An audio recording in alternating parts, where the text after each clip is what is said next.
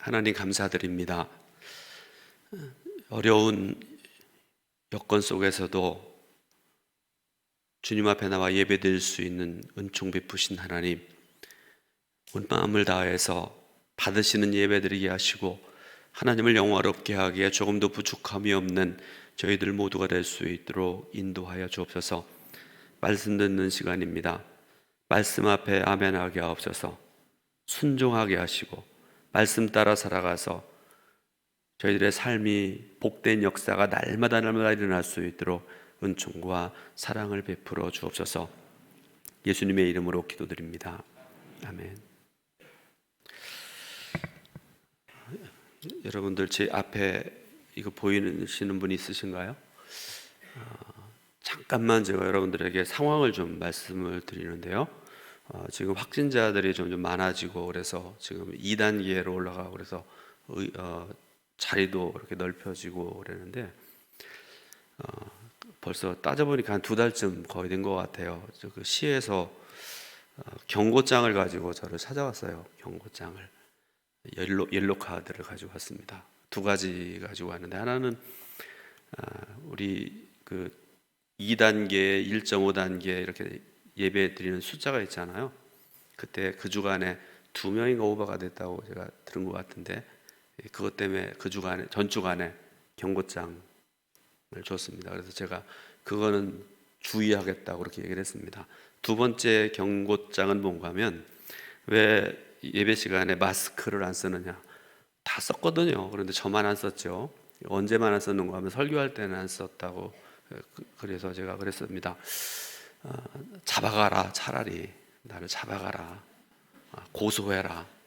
내가 다른 건 다 양보하고 협조하지만 설교하는 게 제가 뭐 제스처가 큰 것도 아니고 뭐 이런 것도 아니지만 입으로만 하는 거 아니고 표정이라든지 이런 것들도 중요한 건데 잡아가라고 제가 그 담당자 여자분한테 제가 그런 얘기도 하고 그랬었는데요. 그랬더니 그건 아니라고 이제 나중에 그렇게 돼서 여러분 지금 이제 확진자 많아지고 그래서 여러분들 보호를 하기 위해서 또 저를 보호하기 위해서 또 교회를 보호하기 위해서 이렇게 만들어 놨고 이제 이 아래도 만들려고 그러는데요. 그래서 이제 목사님도 아래쪽으로 내려가고 그분들은 다 마스크를 하니까 괜찮은데 여기 또 이때는 마스크를 안 쓰고 그래야 돼서 의논하고 그래서 아래로 내려가 사회하고 기도하고 그렇게 되어 있습니다. 지금 우리가 이제 대강절이라는 절기를 지내고 있습니다. 대림절이라고도 하는 그런 절기이기도 하고요. 예수 그리스도의 성탄과 다시 오심을 기뻐하고 기다리며 지키는 이 성탄절 전 4주간을 지키는 절기를 가리켜서 우리가 대강절이라 또 혹은 대림절이라 이렇게 얘기를 합니다. 이 대강절이라는 말은 조금 뭐 중요한 그런 단어이고 그렇기 때문에 말씀드리는데요. 애드벤트라 이렇게 얘기를 합니다. 오다라는 뜻을 가진 그런 말인데요. 라틴어에서 유래된 그런 말씀입니다. 그런데 중세 때에는요, 이 대강절이라는 오다라는 그 뜻을 가진 대강절을 지킬 때 중세 때는요 사람들이 금욕하고 금식하고 고행하고, 그러니까 여러분 단어만 생각을 해봐도 굉장히 어려운 절기였다는 걸 알잖아요. 중세 때는 그렇게 지냈습니다. 수백 년 동안은 그렇게 지냈습니다. 그런데 중세가 지나고 난 다음에 이 절기의 그 본래 의미를 되찾기 시작을 했는데요. 이후로 여러분 예수님의 성탄 그리고 구원받는 자들에게 예수님의 재림이라는 것은 기쁨의 때잖아요. 그래서 그 이후로는요 기쁨의 절기라는 본래 의미를 되찾아서 오늘날에 이르게 되었습니다. 그래서 여러분 이 4주간의 성탄절 이전의 4주간의 이 절기 대강절이라는 절기는요 기쁨의 절기입니다. 감사와 찬송이 넘쳐나는 그런 절기가 돼야 됩니다. 이번 주일이 2020년 대강절의 첫 주일입니다. 다른 때 같으면 여러분 본문을 정하고 또 성경을 읽고 또 뭐 이렇게 뭐 기도하고 이러면서 여러분 주일 설교 준비하는 게 쉬운 일이 아닙니다. 제가 한 25분 정도 이렇게 하려고 노력을 하고 그러는데요. 그러기 위해서 얼마나 많은 노력들이 필요한지 모릅니다. 그래서 어떤 때는 막 쉽게 말하면 여러분들 죄송하지만 토요일 날까지 오전까지도 이게 잘 안 잡힐 때도 있고요. 굉장히 어렵기도 하고 그렇습니다. 그런데 이번 주는 굉장히 쉽게 정할 수가 있었습니다. 여러분 지금 우리가 어려운 시기를 지내고 있지 않습니까? 저도 그렇고 여러분들도 그렇고 온 사람들이 어려운 시기를 지내고 있잖아요. 그리고 이런 상황에서 우리 모두에게 가장 필요한 것이 무엇일까? 어떤 말씀이 필요할까 생각을 했고요. 결론이 하나밖에 없더라고요. 예수 그리스도밖에 없다, 그런 생각을 했습니다. 예수님께서 바리새인들과 논쟁을 하시던 중에 양과 목자의 비유를 말씀을 하시는데요. 예수님 자신을 목자로 성도들을 양으로 비유하심으로 예수님의 구속 사역에 대해서 설명하시는 말씀이 오늘 주시는 그런 말씀인데, 그 중에서 3절부터 5절 말씀, 여러분 한번 같이 3절부터 5절 말씀을 읽어보겠습니다. 문지기는 그를 위하여 문을 열고 양은 그의 음성을 듣나니 그가 자기 양을 이름을 각각 불러 인도하여 내느니라. 자기 양을 다 내놓은 후에 앞서가면 양들이 그의 음성을 아는 고로 따라오되 타인의 음성은 알지 못하는 고로 타인을 따르지 아니하고 도리어 도망하느니라. 아멘.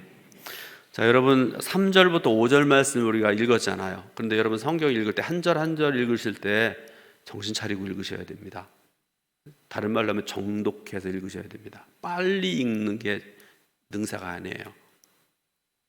제가 지난번에 그 이독하신 분 상 드릴 때 제가 또 이렇게 상을 또 드리고 그랬는데, 이독하신 분들은 올해 상 받았으니까요, 담임 목사가 준 상을 받았으니까 소고기만 잡수지 마시고요, 그분들에게는 올해 정독해서 한독을 성경을 읽으시기 바랍니다. 빨리 읽는 것보다 더 중요한 게 바르게 읽는 겁니다. 그리고 말씀을 깨닫는 게 중요합니다. 자, 왜 그런가 하면 3절부터 5절 말씀을 읽었는데, 여러분 이 3절부터 5절 말씀에서 오늘 본문의 대부분의 가장 중요한 단어가 하나 있는데요, 혹시 그게 뭔지를 생각해 보신 분 있으세요? 알다라는 말입니다. 알다.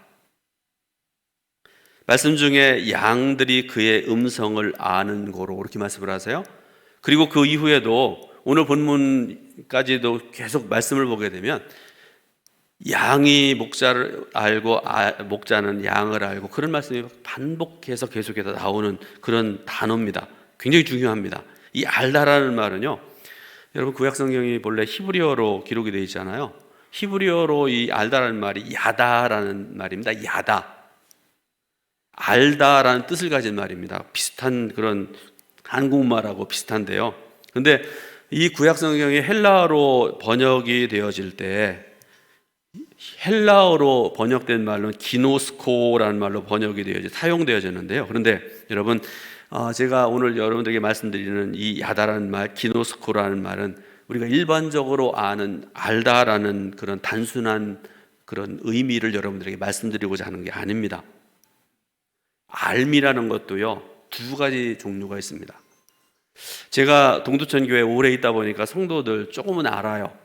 가정 사정도 웬만큼 알고, 어떤 분은 건강 문제라든지 구체적인 것까지 웬만큼은 압니다. 그렇죠? 많이 압니다. 근데 여러분, 하나님께서 여러분을 아시는 것처럼 뼛속까지 다 알 수 있을까요? 제가? 저 그런 능력 없어요. 절대로 모릅니다. 마음속에 어떤 속을 품고 있어서 한마디도 말하지 않고 엉뚱한 짓 하면 저 몰라요. 이 알미라는 거는요, 그냥 일반적으로 아는 알미라는 거하고 하나님께서 저와 여러분들을 아시는 모든 것을 다 아시는 그거하고는 너무나 차원이 다른 알미입니다. 여러분 야다라는 말을 사용할 때는 이런 의미는 아닙니다. 예를 들어서 양이 몇 마리인지를 아는 정도의 지식을 말하는 게 아닙니다. 어떤 양이 내 양인지 남이 양인지를 아는 것, 또 나이가 몇 살이나 되었는지, 혹은 이 양이 새끼를 뱉는지 안 뱉는지 아는 그런 정도의 지식을 말하는 것이 야다가 아닙니다. 그거는요, 사꾼들도 알아요. 사꾼들이 더 잘할지도 몰라요. 왜 그런가 하면 도둑질 해야 되니까요. 그죠? 이 집에 양이 몇 마리구나, 이 중에서 양 중에서 요게 건강하니까 요거 훔쳐가야지. 사꾼들이 더 잘할 수 있습니다. 근데 예수님께서 말씀하시는 안다라는, 야다라는, 하나님께서 말씀하신 야다라는 말은요, 이런 의미입니다. 양들의 처지에서 양들을 생각해 준다, 그런 뜻을 가지고 있는 말입니다. 또 하나는 목자가 양들의 처지에서 서서 양들의 입장을 이해하고 동정해 준다, 다른 말로 하면 긍휼히 여긴다라는 그런 뜻입니다. 이것을 가리켜서 양을 안다, 야다라는 말을 하는 것인데요. 어제 제가 앉아서, 토요일 날 웬만하면 제가 앉아서 이렇게 말씀 준비하고 그러는데요, 여기까지 말씀 준비하다가 정확하게 따져보니까 1시간 37분입니다. 진도를 나가지 못했습니다. 잘 될 때는요, 1시간 37분이면 거의 반수 이상 설교 끝내요. 준비를 끝납니다. 그런데 할 수가 없어요. 왜 그러는지 아십니까?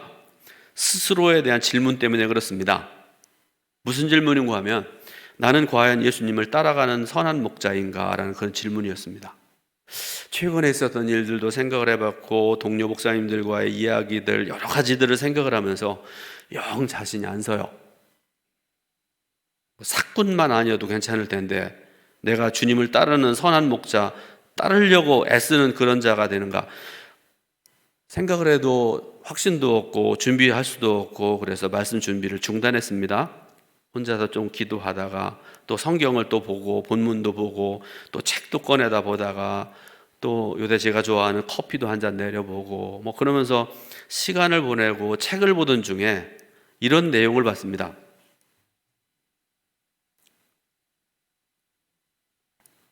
사도 요한에 대한 일화를 제가 책에서 봤는데요, 여러분, 예수님의 12제자 중에 사도 요한 하면 떠오르는 이미지 뭐가 있습니까? 요나 하면 불순종 그러잖아요. 사도 요한 하면 떠오르는 이미지가 뭐가 있을까요? 사도 요한은 사랑의 사도라고 알려지잖아요. 요한 1서, 2서, 3서 안 봅니까? 거기 보면 처음부터 사랑, 끝도 사랑으로 시작해서 사랑으로 끝나는 그런 서신이 요한 1서, 2서, 3서입니다. 하나님은 사랑이라고 말씀하십니다. 그러면서 하나님을 사랑하는 우리가 형제도 사랑해야 된다, 그러면서 모든 말을 사랑으로 이렇게 해석하고 있는 이 사도 요한의 모습을 볼 수 있지 않습니까? 그 사랑의 사도 요한에 대한 일화인데요, 알렉산드리아의 클레멘트라는 초대 교회, 2세기경의 초대 기독교 교부 중에 한 사람입니다. 오리게네스라는 유명한 교부의 스승이기도 하고 아주 훌륭한 사람인데요, 이 클레멘트가 사도 요한의 일화를 이렇게 기록을 해놨습니다. 요한이 전도 여행을 하던 중에 한 젊은 사람을 만나게 됩니다. 요한은 그 젊은이에게 복음을 전했고요, 그 젊은이가 예수를 영접을 합니다. 그냥 있었던 게 아니라 사도 요한은 그 젊은이에게 여러 가지 권면들을 하고 좋은 선한 이야기들을 해주고, 떠날 때쯤 되어서는 그 지역의 장로님을 부탁을 해서 이 아이가 예수를 영접하고 지금 믿음으로 이렇게 자라나고 있는데 잘 지도해 주시기를 부탁합니다. 그러고서 떠나서 에베소라는 곳으로 이제 돌아가겠습니다. 오랜 시간이 지나고 난 다음에 이 청년, 그 이후에 이 청년은 처음에 예수를 영접한 대로 기도도 하고 예배드리고 말씀도 배우고 이러면서 가르침을 잘 받았고요, 신앙의 성장을 가져오기도 했는데, 세월이 지나가면서 악한 친구들을 사귀게 되고요, 결국에는 강도짓을 하다가 나중에는 강도단의 우두머리가 되어버렸습니다. 도둑놈의 우두머리가 되어버렸습니다. 자, 그로부터 또 시간이 지나고 사도 요한이 그 지방을 다시 오게 되었습니다. 요한은 그 청년이 생각나서 그 교회 장로님에게 물었습니다. 이런 청년이 있었지 않느냐, 그 청년의 상황이 어떠냐 물어봤습니다. 그랬더니 장로님이 그 청년의 타락한 얘기를 해줬어요. 자, 여러분, 이 말을 들은 이 사도 요한이 그 청년을 생각하면서 지극히 슬퍼하며 울다가 어떻게 하는가 하면요, 그 청년을 내가 찾아야 되겠다, 청년을 찾아 나서게 됐습니다. 요한은 그 강도단이 출몰한다는 지역으로 일부러 갔고요, 일부러 붙잡혔습니다. 그리고 그 강도들에게 두목에게 나를 안내해 주십시오. 막 요청을 해요. 계속 조르고 요청을 합니다. 여러분 한번 생각을 해보세요. 나이가 많아서 이제 연세가 이 사도 요한이 일설에 의하면 90 내지 100세까지 살았다고 그러거든요. 한 89세 된 어른들 한번 생각을 해보세요. 두목을 해하기 위해서 가는 거 아닐 거라는 걸 알잖아요.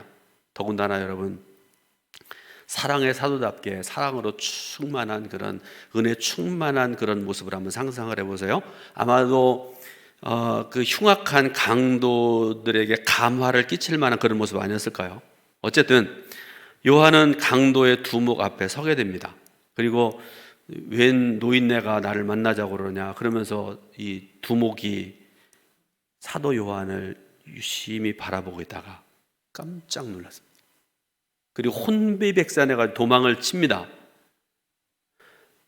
여러분, 그 건강한 사람이 막 도망치고 막 뛰어가는데요, 뒤에서 힘겹게 따라가던 사람이 사도 요한이, 잘 들어보세요, 그를 향해서 이렇게 외칩니다. 내 아들아, 너는 아직도 소망이 있단다.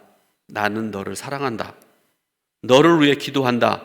그리고 필요하면 예수님이 그러셨던 것처럼 너를 위해 기꺼이 죽겠노라. 이렇게 이 사도 요한이 그런 얘기를 합니다.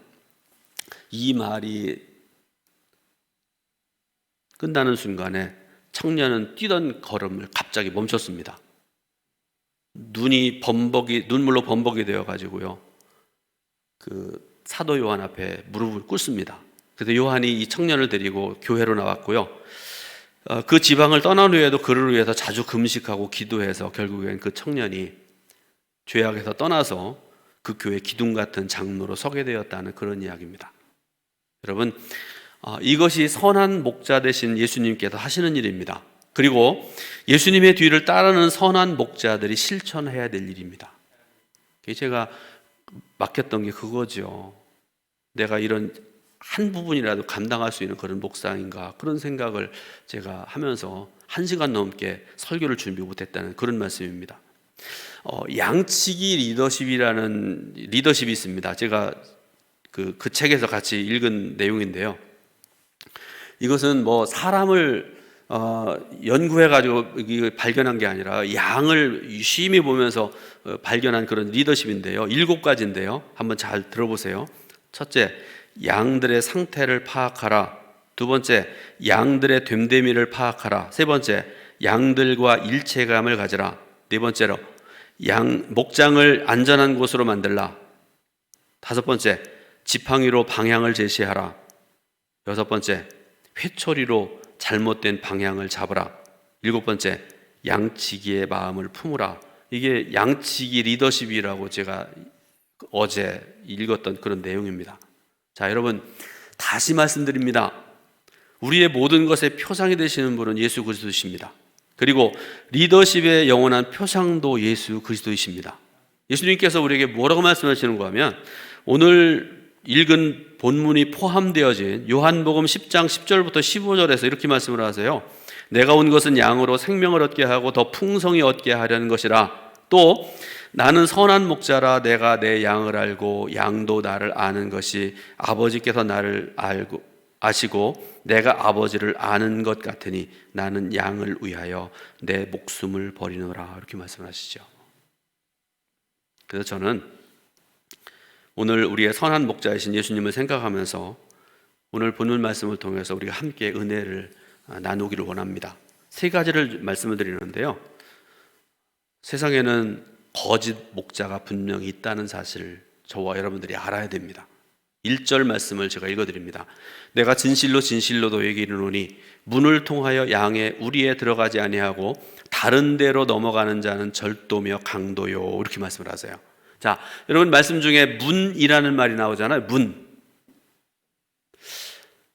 7절을 보게 되니까요, 양의 문이라 이렇게 말씀을 하세요. 그러니까 양의 문이 아닌 다른 데로 넘어가는 자는 강도고 절도고 도둑놈이다라는 그런 말씀이죠. 당시에 여러분, 지금도 그렇겠지만요, 팔레스타인 지역의 그 목축 풍습에 대해서 여러분들에게 좀 말씀을 드리려고 합니다. 이스라엘이 있는 지역이 팔레스틴이라 이렇게 얘기들을 합니다. 근데 여러분 그 양을 데리고 나갔다가 그날 저녁에 반드시 들어오는 건 아니고요. 어떤 때는 먼 곳까지 갔다가 밤을 지내기도 하고 그런 경우가 있다고 그럽니다. 이럴 때 목자는 양의 우리를 돌담으로 대충이라도, 그리고 거기다가 얼기설기 이렇게 담을 만들어서 양이 그 안에서 머물도록 한다고 그래요. 그리고 문을 하나 만드는데요, 여러분 문을 만드는데 문을 방화문으로 아니면 최고의 고급으로 문을 만들어서 달 수 없잖아요. 내일 일어나면 또 떠나야 되는데요. 그럴 때 이 목자들이 어떻게 하는 거면요, 문을 안 만든답니다. 그리고 어느 정도 키만큼 정도의 공간을 두고 거기에 목자가 들어둔답니다. 지팡이를 들고. 무슨 뜻인지 이해가 되시죠? 목자가 문의 역할을 하는 거예요. 그러므로 목자를 통하지 않고서는 그 누구도, 양도 사람도, 그 어느 누구라도 양의 우리에 출입할 수가 없었다는 것입니다. 그런데 말씀 보니까 다른 데를 통하여 우리를 넘어가는 자가 있다, 이렇게 말씀을 하시는데요. 누굴까요? 도둑놈입니다. 강도입니다.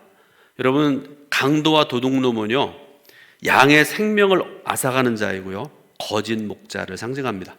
오늘 본문 10절에도요, 도둑이 오는 것은 도둑질하고 죽이고 멸망시키려는 것뿐이요, 이렇게 말씀을 하세요. 그런데 여러분, 예수님께서 왜 거짓 목자에 대한 비유를 하셨을까 생각을 해봐야 되는데, 당시 외식하는 바리새인들과 서기관들처럼 종교 지도자로서의 사명을 감당하지 못하는 자들을 경계하기 위해서 그렇습니다. 여러분, 저도 목사인데 목사가 목사의 사명 감당 못하면 여러분 목사의 가치 없는 거예요. 다 그렇습니다. 성가대원은 성가대 자리에 앉아서 하나님을 찬양하고 영화롭게 하는 그 사명을 해야 되는데, 안 하면 여러분 성가대원 아니잖아요. 속장님, 교사들 다 사명이 있지 않습니까? 그 사명 감당하지 못하면요, 아무것도 아닙니다. 마태복음 23장 3절을 보면, 그러므로 무엇이든지 그들이 말하는 바는 행하고 지키되 그들이 하는 행위를 본받지 말라. 그들은 말만 하고 행하지 아니하며, 이렇게 말씀을 하세요. 누구를 향해 말씀하는가 하면 서기관들, 바리새인들. 오늘날 우리 그리스도인들이 흔히 듣는 비판이 바로 이런 거 아니겠습니까? 사랑하는 여러분, 부탁드립니다. 부탁합니다. 말만 번지르르 잘하는 성도 되지 말길 바랍니다. 여러분, 말을 할 때 중천금처럼 하시기 바랍니다. 중천금이 뭔지 아시죠? 천근의 무게처럼 말을 하라는 말씀이에요. 그리고 그 말한 바를 반드시 실천하고 행하는 삶을 살아가는 여러분 모두가 되시길 주님의 이름으로 축원합니다. 거짓 목자는요, 말만 앞서는 사람입니다. 행함을 보이지 않습니다. 겉모양으로는 경건해 보이고 화려해 보여도 그 실상은 도둑이고 강도일 뿐입니다. 저는 우리 동두천교회 성도 여러분 모두가 이런 거짓 목자를 주의하고 분별하는 지혜가 있으시기를 축원합니다. 두 번째로, 예수님만이 양의 문이고 선한 목자시라는 사실을 우리가 알아야 됩니다. 7절에 내가 진실로 진실로 너희에게 말하노니 나는 양의 문이라, 이렇게 말씀을 하세요. 자, 예수님께서 말씀하실 때, 사복음서에 보면 예수님께서 말씀하실 때 내가 진실로 말하노니, 내가 진실로 진실로 말하노니, 그렇게 말씀하시잖아요. 때로는 그거 안 하시고 내가 말하노니 그렇게 말씀하십니다. 그런데 예수님께서 말씀하실 때 진실로 진실로, 똑같은 말씀을 반복해서 말씀하시는 거는요, 굉장히 중요한 의미가 있는 말씀이라는 것을 의미하고요, 유일한 것을 말씀하실 때 이런 말씀들을 하십니다. 여러분, 문, 아까도 말씀드렸죠. 문은 한 영역에서 다른 영역으로 들어가는 통로입니다. 그러므로 예수님께서 양의 문이 되신다는 것은요, 예수님을 통해서만 어둠에서 빛으로, 사망에서 생명으로 들어갈 수 있다는 뜻입니다.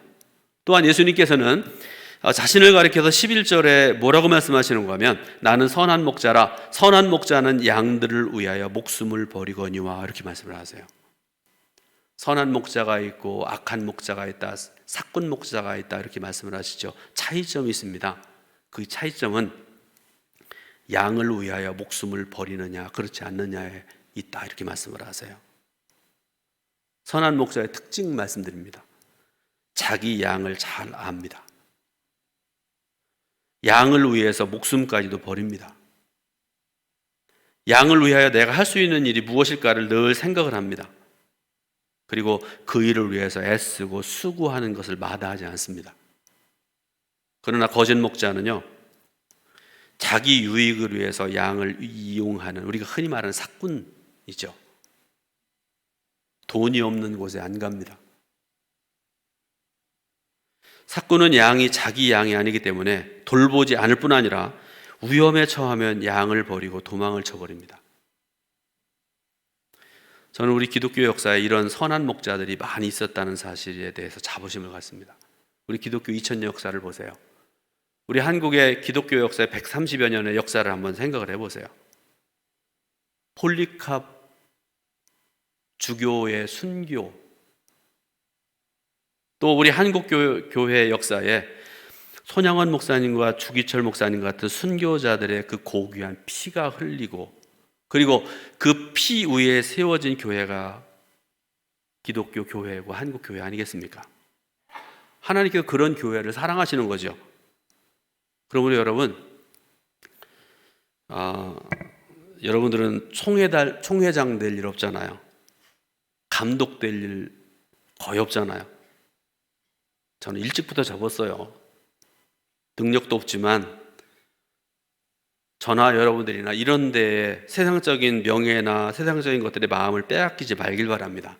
그리고 오직 주님의 길을 따라가는, 선한 목자 되신 주님의 뒤를 따라가는 저와 여러분 되시길 바라고요. 우리 한국 교회가 될 수 있기를 기도하고 모든 일을 다 할 수 있는 저와 여러분 모두가 되시기를 주님의 이름으로 부탁을 드립니다. 세 번째로, 선한 목자는 양에게 생명과 풍성한 꼴을 얻게 합니다. 자, 여러분, 다윗이라는 사람, 그렇게 복을 받은 사람 없잖아요. 역사상 큰 복을 받아 누렸던 사람이 바로 다윗인 사람이잖아요. 평생에 살아가면서 여호와 하나님은 나의 선한 목자시라는 사실을 경험한 사람이에요. 그리고 그런 선한 목자 되신 예수님에 대해서 이렇게 고백을 하잖아요. 여러분들 유명한 말씀이죠. 저는 지금도 이 말씀, 어제도 말씀 준비하면서 생각하면서 뭉클했고요. 지금도 그렇습니다. 여호와는 나의 목자시니 내게 부족함이 없으리로다. 시편 23편에는 고백입니다. 그가 나를 푸른 풀밭에 누이시며 쉴 만한 물가로 인도하신도다. 그렇게 고백을 하지 않습니까? 아무나 할 수 있는 고백 아니죠. 성도는 선한 목자이신 예수님의 말씀을 잘 들어야 됩니다.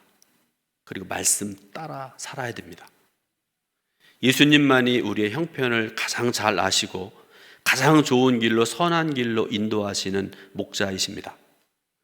예수님의 음성을 잘 듣고 따라가면 영원한 생명을 얻게 될 줄로 믿으시길 바랍니다. 그런데요, 생명을 얻는 방법을 말씀하시는데 9절에 보니까 내가 문이니 누구든지 나로 말미암아 들어가면 구원을 받고 또는 들어가며 나오며 꼴을 얻으리라, 이렇게 말씀하셨고요. 10절에 보니까 내가 온 것은 양으로 생명을 얻게 하고 더 풍성히 얻게 하려는 것이라, 이렇게 말씀을 하세요. 여러분, 결론적으로 여러분들에게 부탁드리고 말씀드립니다. 여기에 혹은 저기에 말씀이 있다, 꼴이 있다, 우리 먹으러 가자 하는 그런 사람들이 있습니다. 그런데 분명한 사실은요, 물론 그 말씀, 그 꼴 중에 우리를 살게 하는 생명의 꼴도 있어요. 그런데 분명한 것은 우리를 죽게 하는 독초가 있다는 사실을 알아야 돼요. 정신 차려야 됩니다. 그러므로 목사인 저에게도, 성도인 여러분들에게도 반드시 있어야 될 게 뭐가 분별력입니다. 분별력. 나를 배부르게 하는 꼴, 나를 죽게 하는 독초, 분별할 줄 아는 그런 능력이 있어야 된다, 그런 말씀이죠. 사랑하는 여러분, 선한 목자이신 예수님만 따르시길 바랍니다. 그리고 예수님에게서 나오는 생명의 말씀으로 꼴을 먹으시길 바라고, 그래서 생명의 풍성함이 여러분의 삶 속에 날마다 넘쳐나시기를 주님의 이름으로 축원을 드립니다. 기도하겠습니다. 하나님 은혜와 사랑 감사드립니다. 예배 자리에 나오게 하셔서 받으시는 예배드리게 하시고 하나님 말씀을 들을 수 있도록 은총 주시니 감사드립니다. 부족한 적이 전했지만 하나님의 말씀, 생명의 말씀, 우리를 살게 하는 말씀인 줄 믿습니다. 듣고 행하며 살아가는 저희들 모두가 되게 하여 주옵소서. 예수님의 이름으로 기도드립니다. 아멘.